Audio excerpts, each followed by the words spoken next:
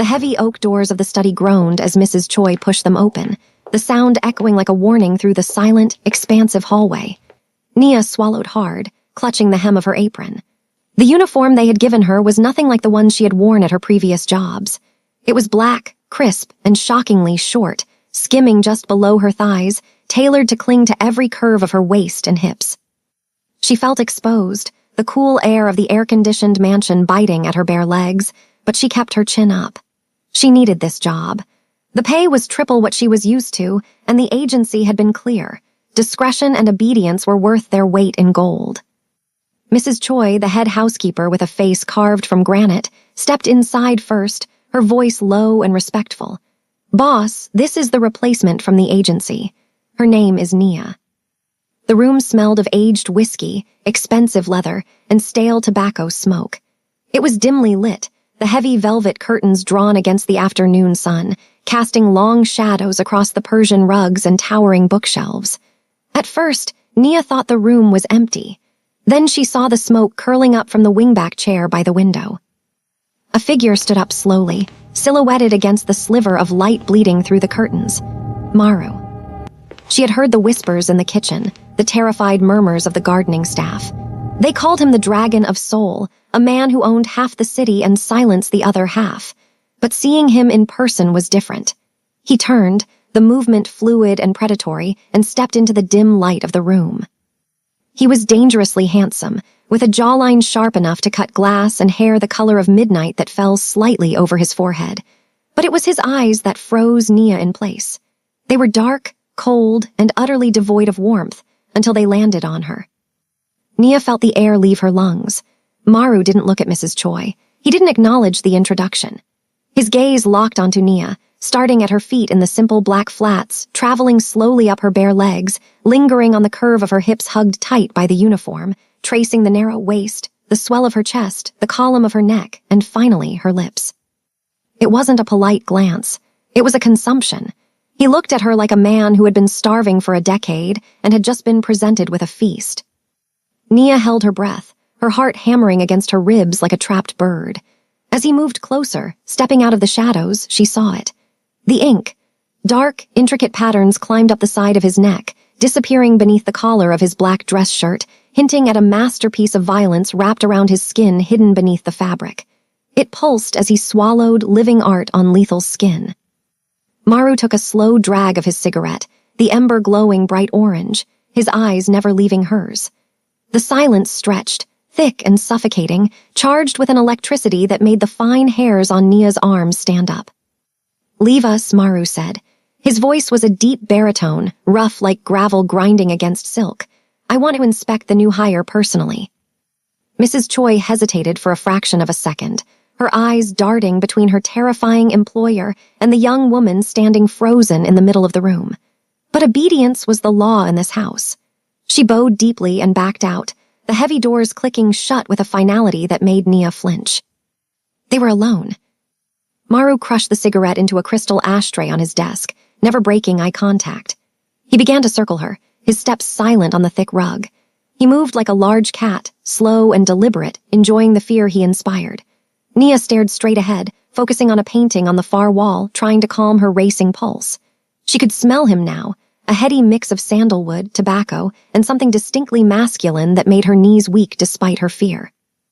"They told me they found someone efficient," Maru murmured, his voice coming from directly behind her. He was close, too close. She could feel the heat radiating from his chest against her back. "They didn't tell me they found someone." Distracting. "I'm here to work, sir," Nia managed to say, though her voice trembled slightly. Maru chuckled, a low, dark sound that vibrated through her bones. "Oh, you will work, Nia, but I haven't decided what your position will be yet." He reached out, his hand coming into her peripheral vision. Nia flinched, expecting a strike, but instead, his fingers brushed against her neck, tucking a loose curl of her dark hair behind her ear. His skin was rough, calloused, and hot. The contrast of his large hand against her smooth, dark skin was jarring and strangely erotic. She saw the ink on his neck up close now, shaded with terrifying precision. Nia stepped forward, putting distance between them, and turned to face him, grabbing a silver tray from the side table as a shield. "I should start cleaning, sir." Mrs. Choi said the desk needs polishing. Maru watched her retreat, a smirk playing on his lips. He didn't chase her. He didn't need to. He looked like a man who knew exactly how the hunt would end. "You're assigned to the top floor," he said, walking back to his desk and sitting down, leaning back with an arrogance that belonged to kings. "Only the top floor. No other staff is allowed in my private quarters. You will handle my bedroom, my bathroom, and this study. No one else." Nia nodded, gripping the tray. "Understood, sir." But as she turned to leave, she felt his eyes on her again, heavy and physical, sliding over the exposed skin of her legs. "And Nia," he called out softly. She paused, hand on the door handle. "Yes, sir." "Don't think hiding in a uniform will save you. I see everything." Nia fled the room, her heart pounding a frantic rhythm against her ribs, the sensation of his gaze burning a brand into her back. The next 3 days were a masterclass in psychological torture. Maru didn't touch her again, but he was everywhere. The mansion was massive, a sprawling estate of glass and stone, yet somehow, wherever Nia was, Maru appeared. She would be cleaning the master bedroom, stripping the silk sheets that smelled overwhelmingly of him, and she would turn around to find him leaning against the doorframe, arms crossed, the tattoo on his neck flexing as he watched her. He wouldn't speak. He would just watch. He watched her bend over to tuck the corners of the sheets. He watched her stretch to dust the high shelves, his eyes narrowing as her skirt rode up an inch higher. It was a silent pursuit, a predator toying with his prey. On the third afternoon, the tension reached a breaking point. Nia was in the study again, polishing the floor near his massive mahogany desk. Maru was working, or pretending to. He was on a call, speaking in rapid-fire Korean, his tone lethal and commanding. Nia tried to make herself invisible, scrubbing at a spot on the marble floor. Suddenly, a glass of water shattered near her hand. Nia gasped, jumping back as shards of crystal and ice water sprayed across the floor. She looked up to see Maru holding his hand over the edge of the desk, looking down at her with zero apology in his eyes. He had pushed it off, deliberately. "Clean it up," he ordered, ending his call and tossing the phone onto the desk. Nia grabbed her cloth, her cheeks burning. "Yes, sir." She moved to her hands and knees, carefully picking up the large shards of glass. The water had soaked into the front of her uniform, making the fabric cling to her chest, turning it translucent. She knew what he was doing. She could feel him watching from above. Maru swiveled his chair, spreading his legs as he leaned forward, elbows on his knees, chin resting on his interlocked fingers. He watched her crawl across the floor to retrieve a piece of glass near his polished leather shoes. The position left her completely vulnerable, the neckline of her uniform dipping low. "You missed a spot, Nia," he whispered, his voice thick. "Closer." Nia froze. She was inches from his legs. She could smell the heat of him. She reached for the shard, her hand trembling. She looked up, and the intensity in his eyes almost knocked her over. He wasn't looking at the floor. He was looking at her, with a hunger so raw it terrified her. I got it, sir," she stammered, scrambling backward and standing up, clutching the wet glass shards in the cloth. Maru stood up, towering over her. His eyes dropped to the wet patch on her chest, lingering there. "Go change," he said, his voice rough, "before I forget that you're my employee." Nia ran. She didn't stop until she was in the small staff bathroom, splashing cold water on her face, trying to cool the heat that was consuming her from the inside out. She told herself she should quit. She should leave right now. But the thought of never seeing him again, never feeling that electric charge that sparked whenever he was near, felt worse than the fear. The breaking point came 2 nights later. Maru was hosting a private game. Poker, high stakes. The living room had been transformed, the air thick with cigar smoke and the clinking of expensive scotch glasses. There were 3 other men, associates, dangerous men with cold eyes and expensive suits. Nia had been ordered to serve drinks. She hated it. The uniform felt shorter than ever under the gaze of these strangers. She moved around the table, refilling tumblers of amber liquid, keeping her eyes down. One of the men, a heavy-set associate named Kang with greedy eyes, hadn't stopped staring at her since she walked in. Every time she passed, he leaned back, trying to catch a better look at her legs. Maru sat across the table, his face a mask of stone, but Nia noticed his hand gripping his cards so tightly his knuckles were white. The dark ink on his neck seemed to be darker, pulsing with his blood flow. Nia moved to refill Kang's glass. As she reached over, Kang's hand shot out and clamped around her wrist. "Well now, Maru," Kang slurred, a lecherous grin spreading across his face. "You've been holding out on us. Where did you find a gem like this? Those curves are wasted on pouring drinks." Nia froze, panic seizing her throat. "Please let go," she whispered, trying to pull her arm back. Kang didn't let go. He pulled her closer, his eyes dropping to her chest. "How much for her contract? I'll double whatever you're paying her. I could use a personal assistant with these assets." The room went deadly silent. The sound of cards hitting the table echoed like a gunshot. Maru stood up. He didn't rush. He didn't shout. He moved with a terrifying, absolute calm that was infinitely scarier than any scream. He walked around the table, his eyes fixed on Kang's hand wrapped around Nia's wrist. Kang looked up, his grin faltering as he saw the look on Maru's face. "Maru, I'm just playing." Maru didn't speak. He reached out, his hand clamping over Kang's wrist like a steel vice. With a sickening crunch, he twisted. Kang howled in pain, his grip on Nia instantly releasing as he bent backward, trying to save his arm. Maru leaned down, his face inches from Kang's sweating forehead. "Touch her again," he whispered, the sound like a blade sliding out of a sheath, and you lose the hand. Permanently. "Get out." Maru didn't look at the other men. He didn't need to. The sheer violence radiating off him cleared the room in seconds. The men scrambled to collect their things, leaving piles of cash on the table, terrified of the beast that had just woken up. Within a minute, the room was empty, just the overturned chair and the smell of fear. Nia stood by the bar cart, rubbing her bruised wrist, her heart thundering in her ears. She watched Maru. He stood with his back to her, breathing heavily, his shoulders rising and falling. "Sir, I didn't encourage him," Nia whispered, her voice breaking. Maru turned. The look in his eyes made her knees buckle. It wasn't anger at her. It was something wilder. He crossed the room in 3 long strides, grabbing her arm, not the bruised one, and pulling her out of the living room down the hallway toward the grand staircase. He didn't stop until they were in the upper hallway, outside his bedroom. He spun her around, backing her against the wall. He planted his hands on either side of her head, caging her in.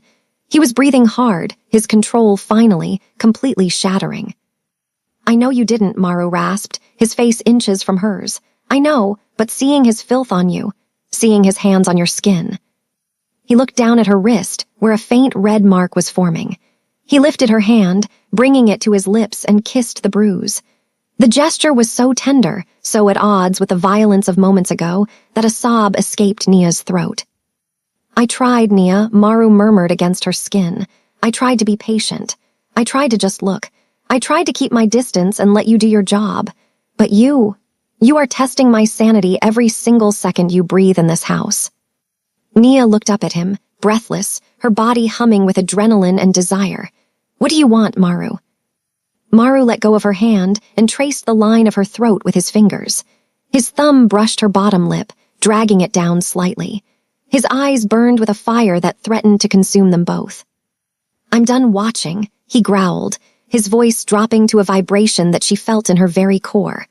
"No more cleaning, no more running, no more pretending I don't want to tear that uniform off you every time you walk into a room."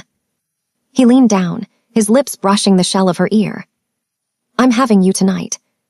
Nia didn't argue. She didn't pull away. She grabbed the lapels of his shirt and pulled him down. Maru didn't wait. He crashed his lips onto hers, a kiss of possession and starvation. He groaned, a low animal sound in his throat, and swept her up into his arms effortlessly, kicking open the door to his bedroom. The world narrowed down to the two of them. The silk sheets, the moonlight streaming through the window, and the man who worshipped her body like it was the only religion he believed in. He unzipped the uniform she hated and tossed it aside like a rag. He traced every curve with his hands, his mouth, his ink. He made her forget she was a maid. He made her forget she was hired help. In his bed, under the weight of his body and the heat of his touch, she was a queen being claimed by her king. Sunlight streamed through the heavy curtains, waking Nia slowly. She stretched, her body aching in a sweet, heavy way. She reached out, but the other side of the bed was empty. Panic flared for a second until she saw him. Maru was sitting in the armchair by the window, wearing only sweatpants, a mug of coffee in his hand. He was watching her. The intensity was still there, but the coldness was gone. He looked possessive, sated. Nia sat up, pulling the silk sheet around her chest. My uniform. I need to find my uniform. Maru stood up and walked over to the bed. He sat on the edge, reaching out to trace the line of her shoulder with his fingers. Burn it, he said simply. You don't wear that anymore. He reached behind him and grabbed a white dress shirt, his shirt, from the end of the bed. He handed it to her. Wear this. Nia slipped into the shirt, the fabric smelling of him, engulfing her frame. She looked at him, uncertainty warring with the lingering heat of the night. What happens now? Am I fired? Maru laughed softly, leaning in to kiss her forehead. Fired? No, you've just been promoted. He stood up, walking toward the door. Get dressed. Breakfast is downstairs, and Nia. She looked up. Leave your hair down. Nia smiled, a genuine, radiant smile. She got out of bed, her legs bare beneath his oversized shirt, and padded downstairs. She felt different. The house didn't feel like a prison anymore. It felt like a domain she was beginning to understand. She walked into the dining room, expecting to see Maru. Instead, the front door swung open. A man walked in. He was tall, dressed in a white suit that contrasted sharply with Maru's usual black. He had the same sharp jawline, the same dark hair, but his eyes were lighter, filled with a mischievous, reckless energy. He stopped dead in his tracks when he saw Nia standing at the bottom of the stairs, wearing nothing but Maru's dress shirt, her hair wild and loose around her shoulders. The man's eyes widened. He looked her up and down, a slow, appreciative smirk spreading across his face. It was the same look Maru had given her on the first day, but this one felt newer, more dangerous in a chaotic way. Well, the stranger drawled, stepping closer, tossing his keys onto the console table. I didn't know my cousin was hiding treasures in the mansion. Nia froze. Cousin. The man stopped a few feet away, tilting his head. I'm Jun Wu. And you? You must be the reason Maru has been ignoring my calls. He took a step closer, invading her personal space, his gaze lingering on her lips. His eyes darkened, a flash of envy and instant desire sparking within them. You know, he whispered, leaning in, his voice dropping to a conspiratorial purr, Maru has always been possessive, but I've always been better at sharing. Before Nia could react, a shadow fell over them. Maru stood at the top of the stairs. He was fully dressed